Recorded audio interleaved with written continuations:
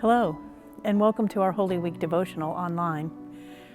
My name is Gail Landis, and I hope that you find these daily readings from the Gospel of Luke and our reflections on those events in Jesus' last week meaningful as you move from the celebration of Palm Sunday to the cross and finally to Easter morning.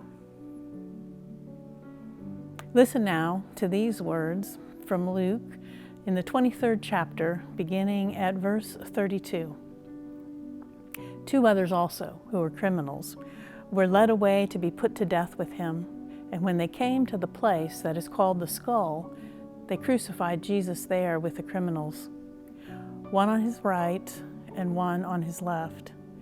Then Jesus said, "Father, forgive them, for they do not know what they are doing." And they cast lots to divide his clothing. And the people stood by watching. But the leaders scoffed at him, saying, "He saved others, let him save himself, if he is the Messiah of God, his chosen one." The soldiers also mocked him, coming up and offering him sour wine and saying, "If you are the king of the Jews, save yourself." There also was an inscription over him, "This is the King of the Jews."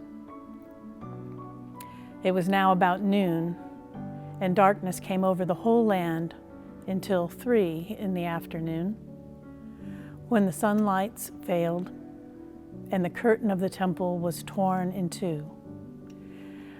Then Jesus, crying out in a loud voice, said, "Father, into your hands I commend my spirit." And having said this, he breathed his last. When the centurion saw what had taken place, he praised God and said, "Certainly this man was innocent." And when all the crowds who had gathered there for this spectacle saw what had taken place, they returned home, beating their breasts.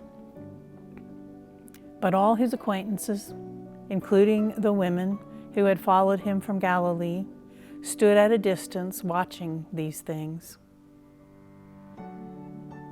For us, as it must have done for those witnesses, the death of Jesus brings more questions than answers. Why? A reasonable question for anyone faced with unspeakable anguish. The answers are many. Perhaps the why is somehow a fulfillment of some ancient expectation, or the clash of the will of the Romans with the will of God. Maybe the why is in the simple, very human ability to turn our backs, to act selfishly, and to run in fear. We can certainly imagine the empire was afraid of what a leader and a teacher like Jesus could do to upset their political, economic, and military power. The crowds were too big and the passion too deep, so they stopped it. I never want to read the Good Friday accounts. I always struggle with the way that they make me feel. I worry about the way they make you feel. Now what is another reasonable question. In the midst of sorrow and anger and fear, those first witnesses must have felt. They had expectation, surely. They loved Jesus and imagined a future that might include freedom from Rome, a lifetime of sharing good news and healing. They must have wondered what miracles with him were just around the corner. The blind seeing, the lame walking, the outcast included and the demons banished. The new "now what" cannot be heard because the screaming fear in their heads of what was to come next overpowers it. Who will die tomorrow, they wondered. What new oppression will bloom in the wake of this crucifixion? Hypothetical answers come and go. But the pain of that Friday was all too real. I know my own wrestling with these stories and what I learned from them has changed a great deal over the years. The answers have become more complicated, less complete. Sometimes there are none.